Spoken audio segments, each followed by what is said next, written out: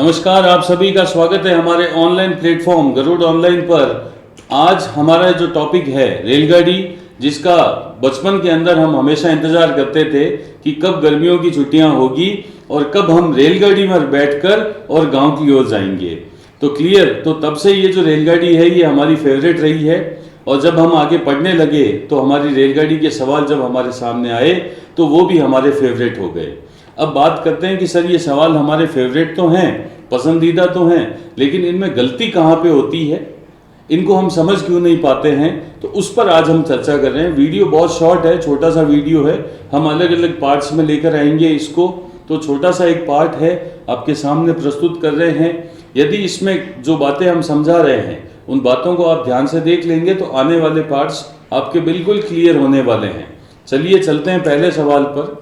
हमारा पहला सवाल है, आप सवाल यहाँ से ध्यान से पढ़ लीजिए कि यदि एक 135 मीटर लंबी रेलगाड़ी है, 54 किलोमीटर प्रति घंटे की चाल से गतिमान है यानी चल रही है, तो यह ट्रेन एक खंबे को, टेलीग्राफ का कोई भी खंबा होगा, उस खंबे को पार करने में कितना समय लेगी।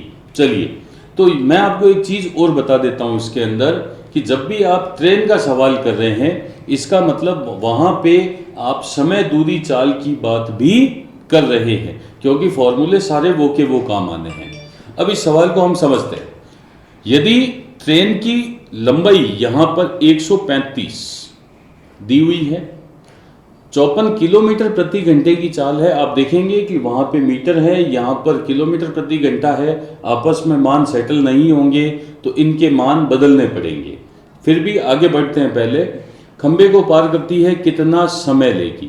जब समय की बात आती है तो सबसे पहले जो छोटी छोटी चीज़ें हैं वो लिख देते हैं कि समय का जो सूत्र है वो क्या होगा हमारा, दूरी बटे में चाल।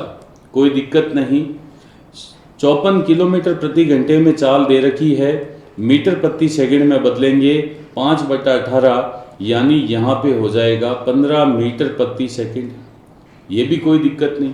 लेकिन जो मूल बात है वो क्या है, उस पर आते हैं। मूल बात यह है कि जब कोई ट्रेन पटरी के पास में खड़े हुए किसी व्यक्ति, किसी खंबे, किसी पेड़, किसी पत्थर यानी मील का पत्थर उसको पार करेगी, तो दूरी के लिए ट्रेन की लंबाई को लिया जाएगा।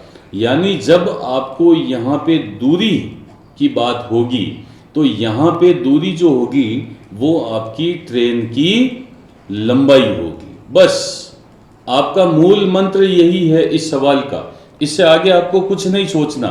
अब आपको यहाँ पे समय निकालना है, तो दूरी आपकी आ गई है, यहाँ पे ट्रेन की लंबाई 135 मीटर, चाल यहाँ पे आपको दे दी है पहले से 15 मीटर प्रति सेकंड, और अब आपको निकालना है यहाँ पे समय। तो समय का सूत्र भी आपको पहले बता दिया है, दूरी बटे में चाल। तो आपका दूरी बटे में चाल, तो आपकी दूरी बटे में चाल यानी आपकी दूरी हो गई 135 और ये हो गया 15, तो 15 90 135 यानी आंसर आएगा आपका 9 सेकंड। क्लियर? तो अगला आंसर यहाँ पे यानी अगली स्लाइड पे वापस देखते हैं, तो आपका जो आंसर आएगा वो आएगा 9 सेकंड। क्लियर? तो एक बात मैं आपको फिर बता देता हूं कि जब भी ट्रेन पटरी के पास, क्वेश्चन की लाइन को ध्यान से देखना, पटरी के पास खड़े, क्वेश्चन वापस से, व्यक्ति, खंबा, पत्थर, पेड़, इनको पार करेगी तो आपकी जो दूरी है वो हमेशा आपकी जो भी ट्रेन है उसकी लंबाई है। ये आप सार्वभौमिक सत्य मानकर चलिए, इसके अंदर आपका क्वेश्चन कभी भी गलत नहीं होगा इस टाइप के सवाल में। बढ़े अगले सवाल पर। चलिए अब आते हैं हमारे अगले सवाल पर। यह भी अपने आप पे एक नया फॉर्मेट है, थोड़ा सा ध्यान से देखिएगा कि 45 किलोमीटर प्रति घंटे की चाल है, 130 मीटर लंबी रेलगाड़ी है और 245 मीटर लंबे प्लेटफॉर्म को पार करने में कितना समय लेगी। क्लियर है? यहाँ पहले वाले क्वेश्चन में खंबे को पार कर रही थी, इस क्वेश्चन के अंदर यहाँ पर प्लेटफॉर्म को पार कर दिए। तो आइए देखते हैं इस क्वेश्चन की रणनीति क्या रहेगी हमारी। तो हमारी यहाँ पे जो चाल है वो चाल हमारी यहाँ पर आ रखी है 45 किलोमीटर प्रति घंटा, क्योंकि यहाँ पर बाकी दोनों मान सर मीटर में दे रखे हैं, तो पहला काम इसको हम क्लियर कर देते हैं। तो यहाँ पे हो गया आपका 45 इंटू 5/18, 9 से 2 बार, 9 से 5 बार, 25/2 मीटर प्रति सेकेंड। कोई दिक्कत ही नहीं है, चेंज हो चुका है।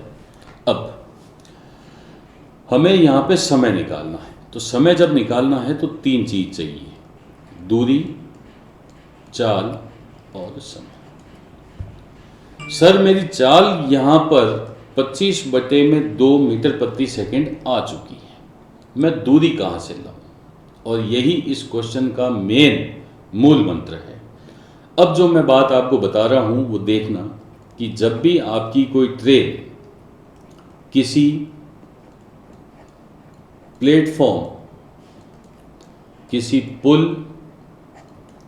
किसी सुरंग या प्लेटफॉर्म पर खड़ी किसी भी ट्रेन को पार करती है, मेरी बात समझना, आपने जो ट्रेन आपकी आ रही है वो प्लेटफॉर्म को पार करती है, पुल को पार करती है, सुरंग को पार करती है, किसी खड़ी ट्रेन को पार करती है, तो आपके लिए यहाँ पे दूरी निकालना बहुत आसान है, क्योंकि आपको उन दोनों की लंबाइयों को जोड़ देना है। मैंने यहाँ पे P लिखा है, P मतलब मैं प्लेटफॉर्म मान रहा हूँ, बाकी पुल सुरंग जो भी है आप मान लीजिए। तो आपको यहाँ पे इन दोनों की लंबाई जोड़ देनी है, तो ये क्वेश्चन आपका खत्म हो जाएगा। अब आपकी दूरी के लिए ट्रेन तो है आपकी 130 और आपका जो प्लेटफॉर्म है वो है 245, तो 5, 3 और 4 7, 2 और 1 3, तो आपकी जो दूरी है वो आ गई 375।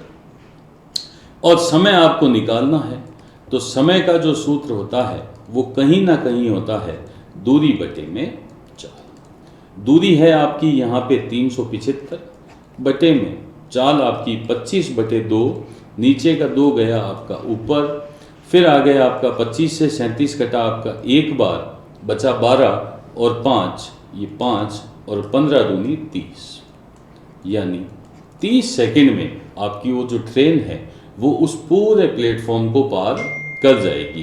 तो क्वेश्चन में आपको ज़्यादा कुछ नहीं करना है, कोई बड़ा चेंज नहीं है, सिंपल सी बात है कि आपको जब भी किसी प्लेटफॉर्म को, पुल को, सुरंग को पार करवाना है तो दूरी के लिए दोनों की लंबाइयों को जोड़ देना है।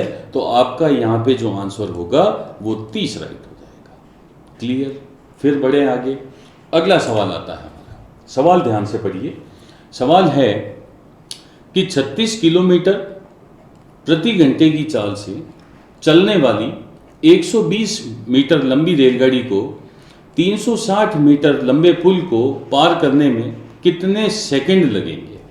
बिल्कुल सेम सवाल हो रहा है, क्वेश्चन वापस से देखिए, एक सवाल रिपीटेड हो जाएगा। 36 है, चाल पहले ही बदल दो, तो 36 गुणे में 5/18, 18 से 36 गया आपका 2 बार, चाल यहाँ पर आ रही है आपकी 10 मीटर प्रति सेकंड, यहाँ तक कोई दिक्कत नहीं है। इसके बाद में 120 मीटर लंबी रेलगाड़ी, 120 मीटर और 30 का ये पुलिया, अभी पिछले वाले क्वेश्चन में बता के आया हूँ, तो ये हो गए 360, तो 0 8 4 यानी 480 आपकी दूरी हो गई। कितने सेकंड लगेंगे? सूत्र वापस वही है, समय, दूरी, चाल। समय है आपका यहाँ पर निकालना, दूरी है आपकी 480 और चाल है आपकी 10 मीटर प्रति सेकंड। समय का सूत्र दूरी बटे में चाल, दूरी है आपकी 480, चाल है आपकी 10, 0 और आपका आंसर हो गया 48। क्लियर? तो आपके 48 सेकंड में वो पार कर जाएगा।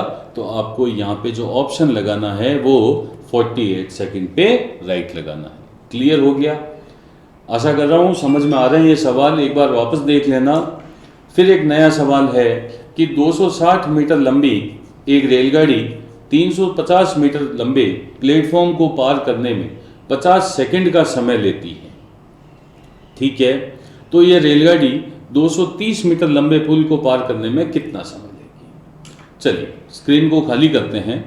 250 मीटर की एक रेलगाड़ी है, तो 250, प्लेटफॉर्म है हमारा 350, तो 0 0 6, यानी दोनों की लंबाइयों को जोड़ दिया तो दूरी आ चुकी है। क्लियर? समय यहाँ पर पहले ही 50 सेकेंड दे रखा, कोई डाउट नहीं है। सबसे पहले चाल पता करते हैं। समय, दूरी 4, समय 50, दूरी 600, चाल कितनी?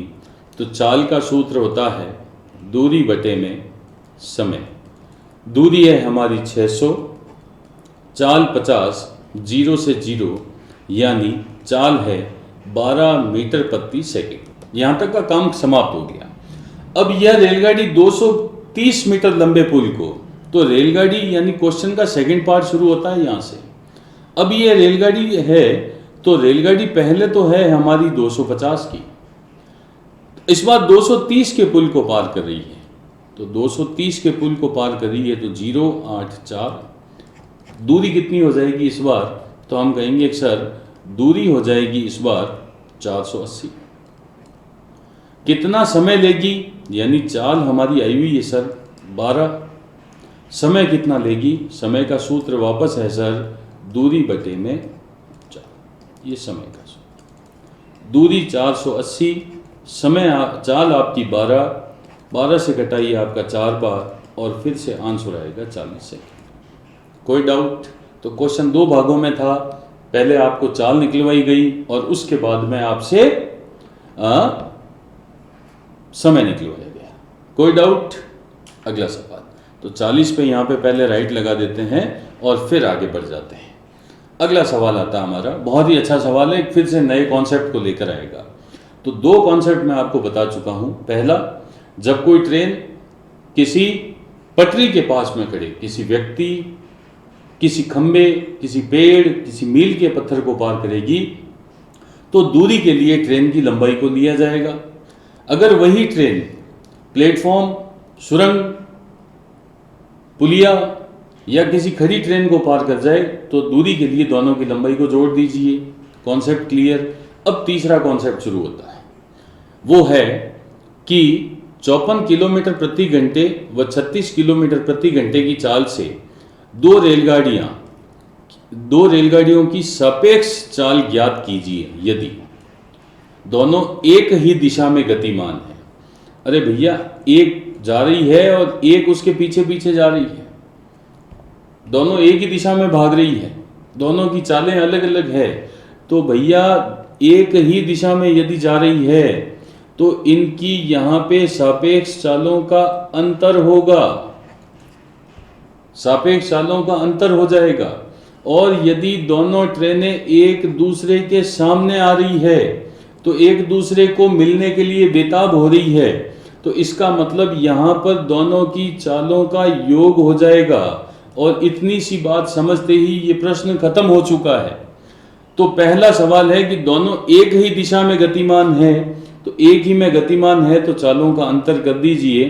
तो 14 में से 6 गया 8, 4 में से गया 18। ऑप्शन ये भी हो सकता है, ये भी हो सकता है, बाकी तो ऑप्शन नहीं हो सकते, काट दिए। दोनों विपरीत दिशा में तो जुड़ जाएंगे। तो 54 और 36 का योग करो, 6 और 4 10, 0 1 9 90। तो यहाँ पे 70 है, ये भी कट गया, राइट आंसर। यानी ए ऑप्शन जो है वो आपका राइट हो जाएगा। मेरी बात फिर समझना, यदि दोनों एक ही दिशा में जा रही है तो उनकी चालों का अंतर होगा, और यदि दोनों आमने सामने आ रही है तो चालों का योग हो जाएगा। चलिए, आशा करता हूं कि आज का ये जो टॉपिक हमने रेलगाड़ी का समझाया है ये आपको समझ में आया होगा। 3 पॉइंट बताए हैं। पहला पॉइंट, रेलगाड़ी जब व्यक्ति को पार कर रही है, दूसरा प्लेटफॉर्म को पार कर रही है, तीसरे में कभी आमने सामने है और कभी एक ही दिशा में। तीनों के जो पॉइंट्स हैं वो विस्तृत रूप से समझा दिए गए हैं। फिर भी मैं आशा करूंगा कि जो मैं अगला टॉपिक रेलगाड़ी का लेकर आऊंगा उस मतलब अगला टॉपिक क्या, अगला वीडियो जो मैं रेलगाड़ी का लेकर आऊँगा, उस वीडियो के अंदर मैं बेहतर से बेहतर सवाल जो आप समझ सकते हैं, जिनको आप कर सकते हैं और जो आपके एग्ज़ाम्स में आ सकते हैं, उन सभी सवालों का मैं संग्रह लेकर आऊँगा और ट्रेन के बारे में कुछ नई और रोचक जानकारियाँ भी लेकर आऊँगा। तब तक के लिए जय हिंद, जय भारत।